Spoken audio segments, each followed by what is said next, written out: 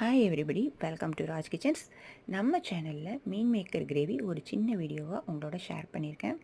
ரொம்ப டேஸ்டியாக எப்படி மேக் பண்ணலாம் அப்படின்னு சொல்லிட்டு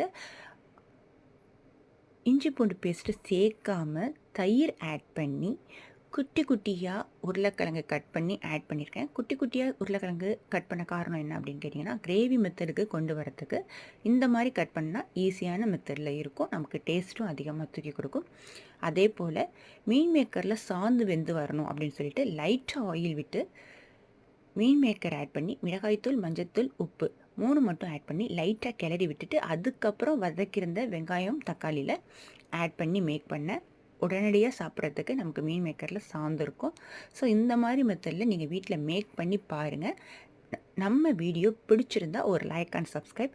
நம்ம வீடியோஸில் டீட்டெயிலாக கொடுத்துருக்கேன், உங்களுக்கு விருப்பம் இருந்தால் மூவ் பண்ணி பாருங்கள்.